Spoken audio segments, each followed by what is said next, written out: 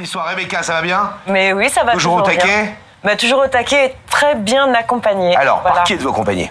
Je suis accompagnée de Stéphane. Hop. Bonsoir Stéphane. Bonsoir. Qu'est-ce que vous faites dans la vie Stéphane? Je suis sapeur-pompier professionnel. Beau métier. Puis merci d'être là, vous connaissez l'émission? Oui, je connais l'émission. Et vous venez d'où? d'Aix-en-Provence. Ah bah oui, c'est pour ça l'accent.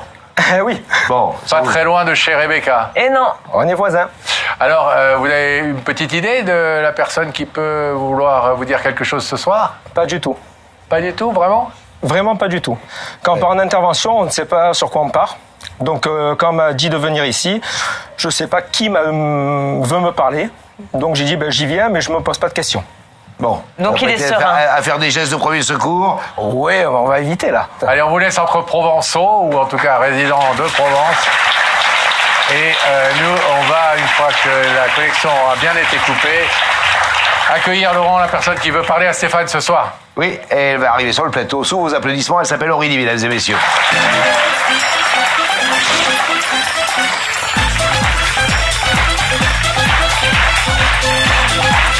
Bonsoir Aurélie. Bienvenue.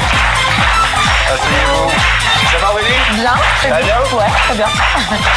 Alors, Aurélie, vous êtes là ce soir? Oui. On l'a bien compris, vous avez un lien très particulier, on va le découvrir dans quelques instants, avec l'homme qui est à côté de Rebecca dans la loge, et qui s'appelle Stéphane.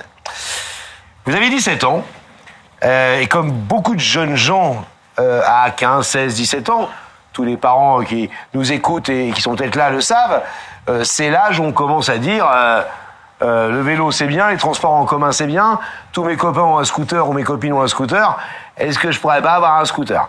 Vos parents vous font la guerre pour que vous n'ayez pas de scooter, Ça. vous leur faites la guerre pour en avoir un, c'est de bonne guerre si j'ose dire, et donc ils vous achètent un scooter. On m'offre un scooter et je décide de l'utiliser et du coup, on me l'assure plutôt que je roule. D'accord, ça on vous offre un scooter de manière gratuite entre guillemets, Oui, et vous payez l'assurance parce qu'il faut bien... Le petit chéri de l'époque, en fait, m'offre un scooter. Ouais, c'est ça. Contre l'avis des parents. Ouais, parce qu'en fait, je montais derrière les autres et il trouvait que c'était plus dangereux. Donc, Ouais. au final, il s'est dit, je préfère lui offrir un scooter. Et donc, contre l'avis des parents. Et une fois que le scooter était là, du coup, il a été assuré, quoi.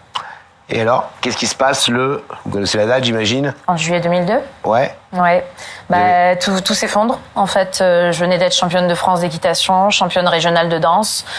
Tout me réussissait à l'école. J'étais première de classe. Les félicitations. Et la veille, en boîte de nuit, on se croit insouciant, éternel. Et puis là, d'un coup, un gros crash, une voiture qui me fait une queue de poisson, qui me fout en l'air et qui s'en va. Et je me retrouve placardée dans la barrière centrale, complètement encastrée sous la barrière. Et là, la jambe, les deux fémurs, le bassin, je suis complètement incrustée dans la barrière. Et du coup, là, il y a tout qui s'arrête, quoi. Votre petit copain qui est derrière vous... Il se fait éjecter. Est éjecté, mais s'en sort quasiment Ouais, sans... c'est ça. Il a eu le bras cassé, il s'en est bien tiré. Voilà.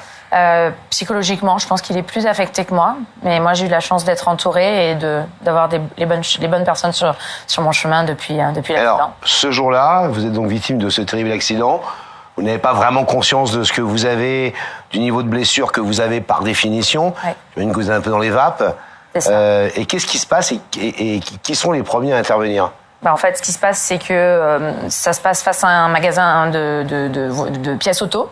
Et en fait, l'appel est lancé, mais moi, on m'a pas encore vu. En fait, je suis sous la barrière. Donc, c'est un appel comme quoi l'importance de l'appel qu'on lance pour les secours est hyper important.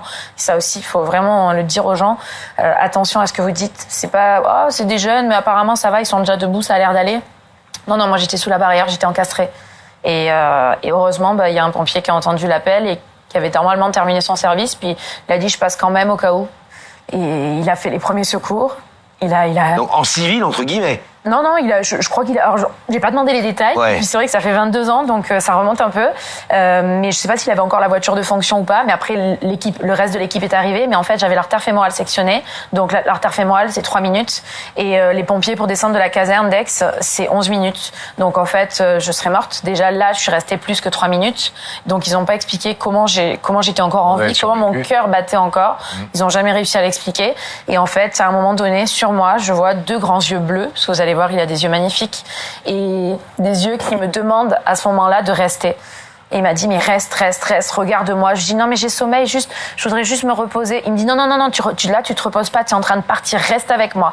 Et là, j'ai regardé, j'ai dit, ah ouais, mais je veux bien regarder, il a des beaux yeux. Il est beau gosse. Et là, je me disais, ma pauvre fille, t'es en train de mourir et tu regardes les beaux yeux du pompier au-dessus de toi. Bon, ben, je me disais, c'est une belle fin. Vous aviez conscience pour moi, que c'était très grave à ce moment-là? Oui.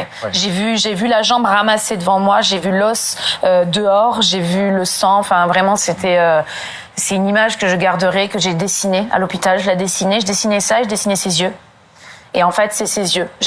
J'aurais été incapable de faire son portrait, mais je me rappelle de ses yeux.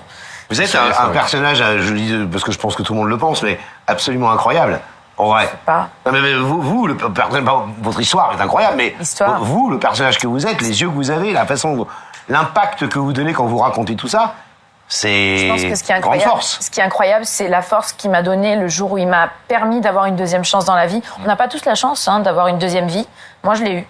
C'est grâce à lui. Il est dans tous les projets, dans tous les combats que je mène. J'ai créé une association pour aider les handicapés. C'est grâce à lui.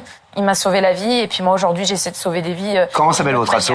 Andy Dream. Andy Dream. Andy Dream pour dire en fait que même avec un handicap, on peut aller au bout de ses rêves et c'est grâce à lui. Vous arrivez sur le plateau aujourd'hui avec ça, avec cette prothèse très particulière qui identifie immédiatement quelqu'un qui n'a plus sa jambe, évidemment. Oui. C'est un choix?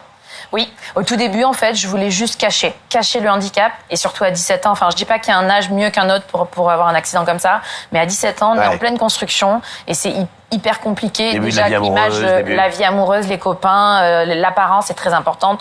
On veut faire partie d'un groupe, on veut se fondre dans la masse, en fait. Donc, je cherchais tout le temps à cacher, à trouver des prothèses esthétiques, mais c'est des prothèses qui coûtent 18 000 euros. Dès qu'on veut un esthétique, une vraie forme de jambe, avoir un galbe comme une vraie jambe, enfin, qui ressemble à l'autre, voilà, qui ressemble à l'autre, c'est hors de prix. Mais c'est des choses qu'on a fait avec des crédits, avec toute la famille qui s'est cotisée, les amis, pour au début cacher. C'est parce que c'était mon souhait de passer. Je voulais juste me fondre dans la masse. Je voulais pas être extraordinaire, comme vous l'avez dit tout à l'heure.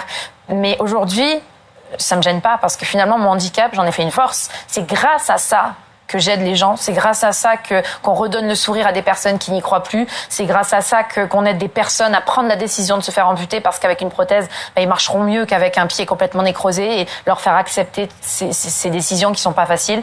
Et au final, je me dis, mais pourquoi aujourd'hui je devrais le cacher si j'en ai fait une force grâce à tout ce que j'ai créé, quoi.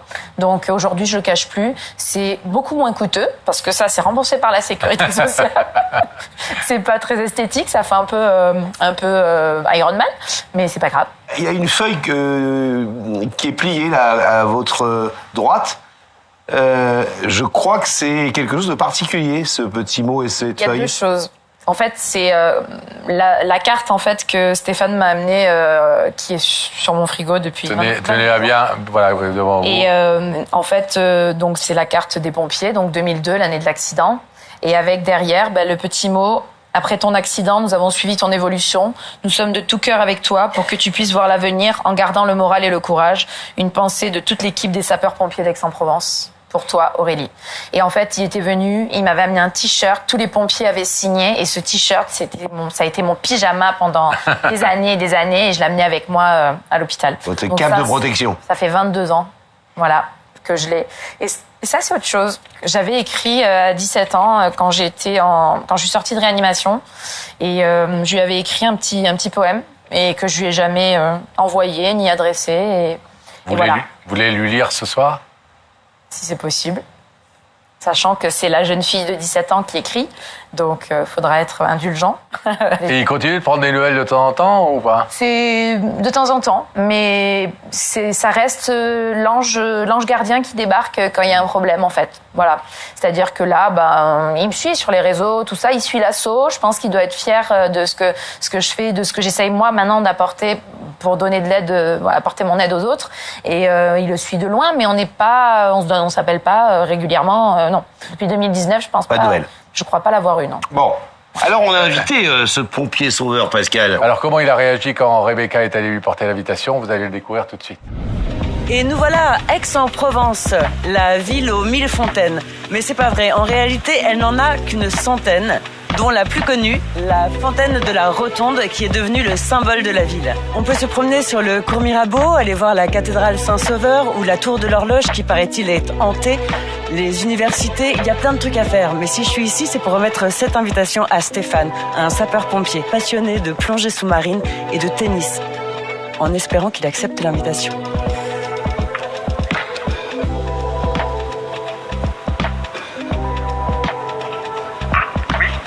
Oui, bonsoir, c'est Rebecca de l'émission Y'a que la vérité qui compte. J'aurais voulu voir Stéphane. Merci.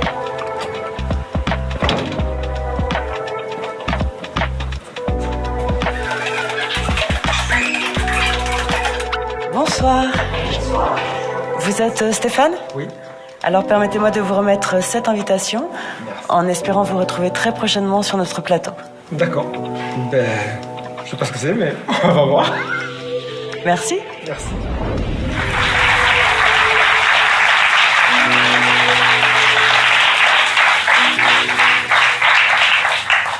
L'homme aux beaux yeux. Oui. Ça vous émeut de le voir. Ah bah oui. Oui. Bon. Surtout que c'est pas, il aime pas être sur le devant de la scène, donc je pense que Ça tombe bien. ça doit pas être simple pour lui de venir là ce soir. Eh bien, on va aller accueillir Stéphane. On vous abandonne un petit peu. On va rétablir la connexion avec cette loge où Rebecca se tient aux côtés de notre pompier. Mais oui, toujours qui n'est pas parti. Rebecca, j'aime bien quand vous faites vos petits séjours touristiques là. Alors j'ai appris que Aix-en-Provence, il y avait 1000 fontaines. Non, il y a que la vérité qui compte. Il y en a qu'un, mais c'est le meilleur. Hein.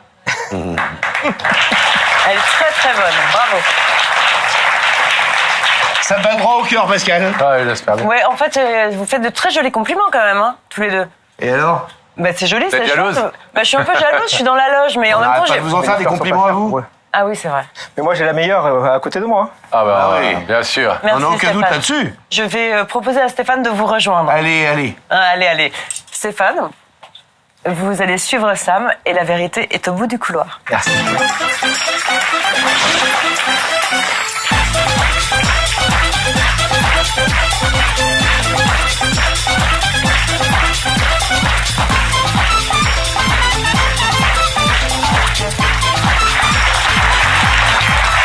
Bonsoir Stéphane.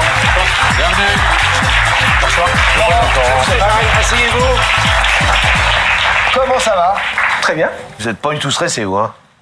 Pourquoi? Bah, vous avez raison. Ah, parce que la plupart des gens qui se posent la question me disent oui, un petit peu, je suis stressé, etc. Mais vous, non. On va éviter d'être stressé. Ouais, et puis votre métier vous oblige de ne jamais être stressé quelque part. C'est mieux. Vous connaissez notre émission, j'imagine. Vous êtes dit quoi? Vous êtes dit qui peut m'inviter?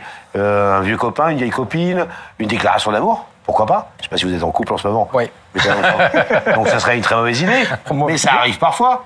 Un remerciement, je ne sais pas. Vous avez pensé à quoi? Une blague. Ah ouais? Ah, non, il n'y a jamais de blague, non, il y a que Les les gens. qui comptent. Ben, quand on m'a appelé, je finissais mon boulot, ma garde, donc je partais, je montais dans la voiture, on m'a appelé. On m'a dit, il n'y a que la vérité qui compte. Oui, qui c'est qui me fait la blague? Donc après, voilà, on m'a proposé l'invitation à l'émission.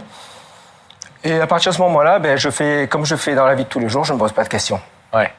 Parce que me faire des films pour dire c'est un tel ou quelque chose, ça sert à rien.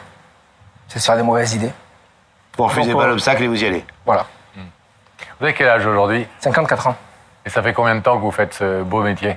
37 ans et demi. C'est sûr qu'en vieillissant, on prend de l'âge, ça devient de plus en plus dur, mais on est là.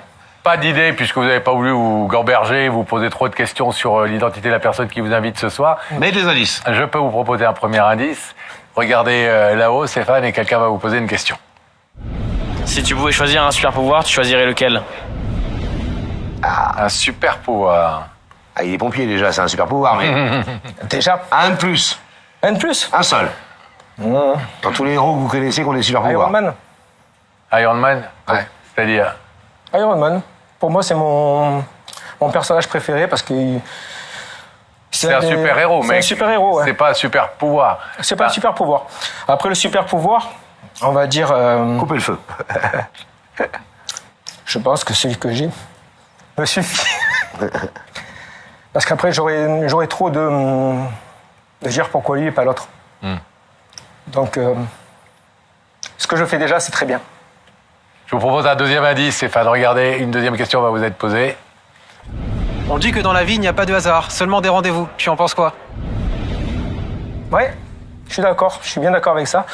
La vie, pour moi, c'est un grand livre qui est déjà écrit et que chaque page, on découvre quelque chose.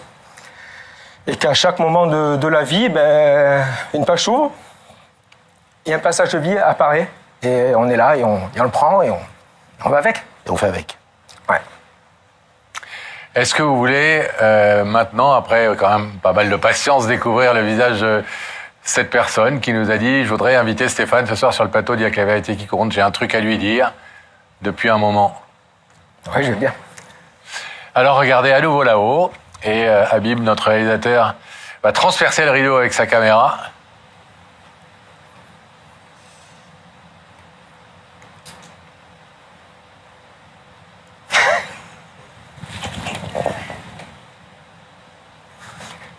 Coucou. Ça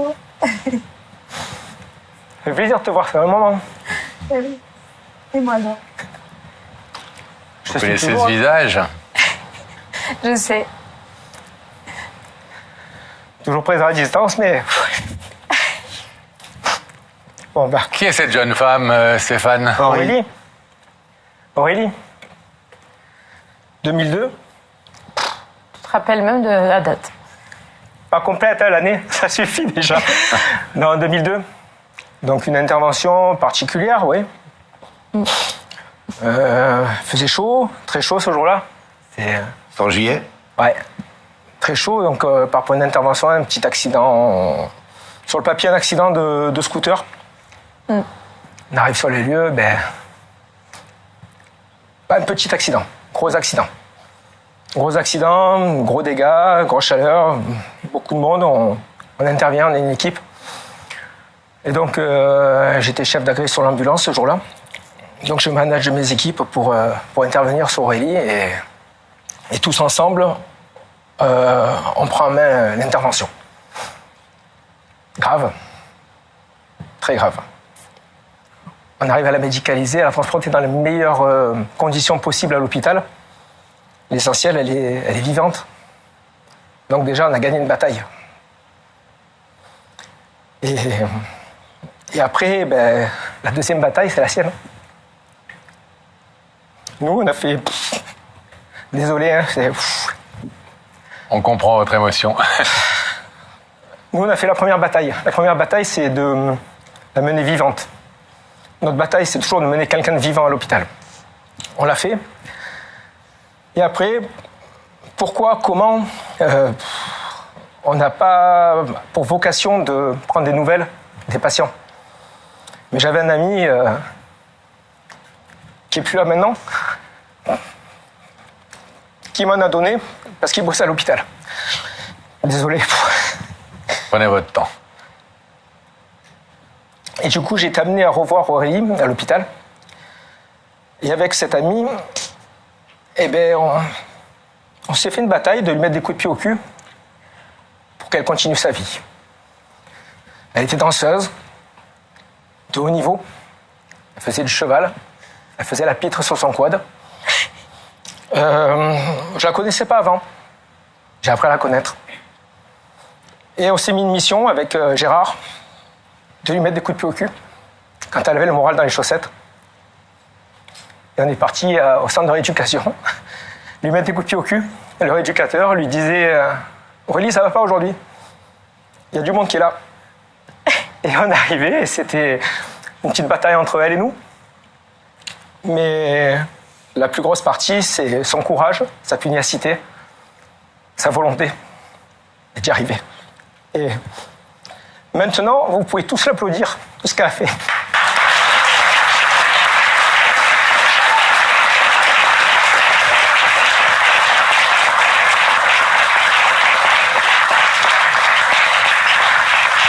Parce que, en vérité, le plus gros travail, c'est pas moi qui l'ai fait, c'est elle. Aurélie, c'est elle qui vous invite ce soir. Est-ce que vous voulez l'entendre? Ouais. Aurélie. Allez-y, c'est à vous. Déjà, merci d'avoir répondu présent. Parce que je sais que t'aimes pas être en avant, te mettre en avant. T'as jamais accepté que je te remercie. Pourtant, ma famille a essayé maintes et maintes fois de te dire merci, mais à chaque fois tu réponds « Je n'ai fait que mon métier ». Mais si son métier c'est sauver la vie des gens, ça s'appelle même plus un métier. T'es un super-héros. Parce que c'est pas un métier de sauver une vie, de sauver une famille, de sauver tout un avenir. Et tout ce que je peux faire aujourd'hui, c'est grâce à toi. Tu es dans toutes nos pensées, dans chacun de mes projets. Parce que tu as toujours été ces yeux qui m'ont demandé de rester quand tu t'es penché sur moi le jour de l'accident et que je m'endormais parce que je partais. Moi, je t'ai dit, j'ai juste sommeil, je veux me reposer. Tu m'as dit, non, tu te reposes pas, regarde mes yeux et reste avec moi. Et ces yeux, ils sont restés gravés dans ma tête. Et à chaque fois, c'est ces yeux, en fait, qui sont mon carburant, qui sont mon moteur dans tout ce que je fais. Et même si on s'appelle pas, tu es tout le temps avec nous. Chaque fois qu'il y a un nouveau projet, tu es avec nous. J'ai été, l'année dernière, championne de France de paradressage en équitation. Je sais. Je sais pas si tu as vu ou pas sur les réseaux. Je sais. Mais tu étais avec nous. Quand j'ai brandi la coupe et que j'ai croqué la médaille d'or, tu étais avec moi. Parce que tout ça, sans toi, j'aurais pas pu. Tu étais un illustre inconnu, tu as donné ta vie, vous avez, toute l'équipe, donné un moment de votre vie pour sauver la mienne. Je me devais après d'essayer de passer le relais. Et c'est ce que j'essaie de faire avec cette association aujourd'hui. En fait, c'est faire le bien, comme toi tu l'as fait. J'arriverai jamais à ton niveau parce que ce que tu nous as offert, c'est une seconde chance en fait. Tu m'as offert une deuxième chance, une deuxième vie à ma famille. Et tout ce que je crée aujourd'hui, toutes les personnes à qui on apporte du bonheur dans les hôpitaux, avec les animaux, avec les poneys, dans les EHPAD, tout ça, en fait, c'est à toi qui devrais dire merci parce que sans toi, je serais pas là. Sans toi, j'aurais pas fait tout ça. Et sans toi et Gégé, qui nous manque beaucoup. Et Gégé qui a été très présent aussi. Et t'as perdu pas mal de collègues, je le sais. Et tous ces gens-là qui risquent leur vie pour sauver celle des autres, on peut pas dire que c'est juste un métier. C'est une vocation, c'est un super pouvoir. Et oui, t'es un super héros. Et bon,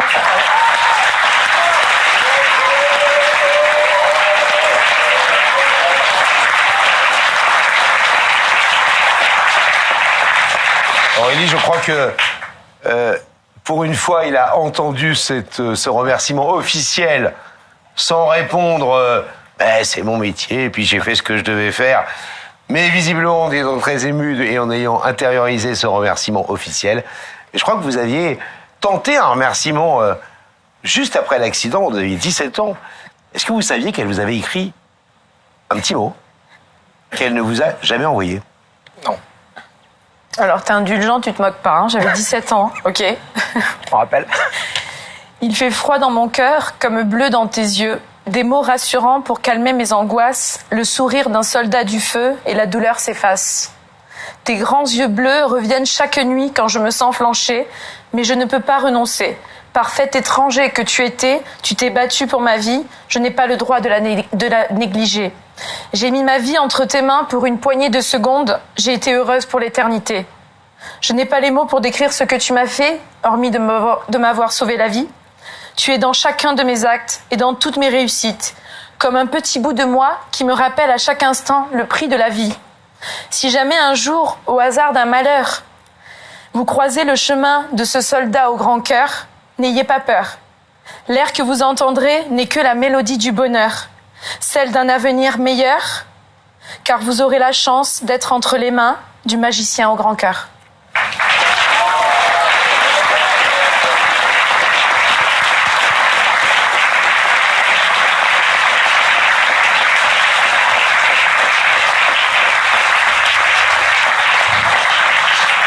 Stéphane, on sait que vous êtes pudique et comme beaucoup de gens qui exercent cette profession, cette vocation, vous n'aimez pas les honneurs et vous ne les cherchez pas en tout cas.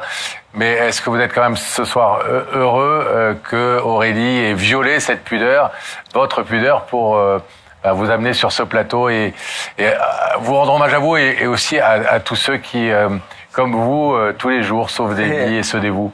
Très heureux, mais comme je le dis et je le redis, je ne suis pas seul. Je ne suis pas seul. On est une équipe, on est une famille. Et c'est toute cette famille qui t'a sauvé, c'est pas que moi. Bien sûr. Je vais vous proposer de vous lever, s'il vous plaît. Stéphane, vous connaissez le principe de l'émission sur la petite croix face au rideau qui va évidemment s'ouvrir pour que vous puissiez retrouver Aurélie, à qui vous avez sauvé la vie il y a 22 ans. On ouvre le rideau. On ouvre le rideau. On ouvre le rideau. Non, non.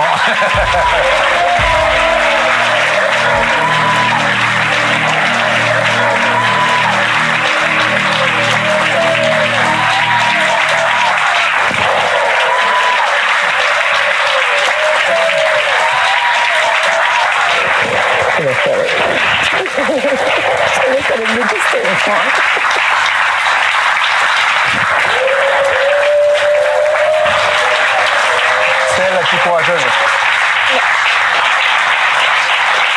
Merci de votre présence. Merci. Merci de votre courage. Au revoir. Et votre propos. N'oubliez pas la petite tête parce que du coup, vous l'avez envoyé. Je pense qu'il aura à cœur de la mettre en encadré. Pour le coup, l'original l'a gardé vraiment avec lui parce que c'était lui le destinataire de ce petit mot. Il y a 22 ans. Ah, c'est l'original en plus. Hein. Ouais, Vraiment, c'est fait des trucs bien. Hein. C'est l'original. Ça, c'est sur mon frigo. Allez, on vous laisse repartir. Repartez par là. Et bravo de toi. Merci.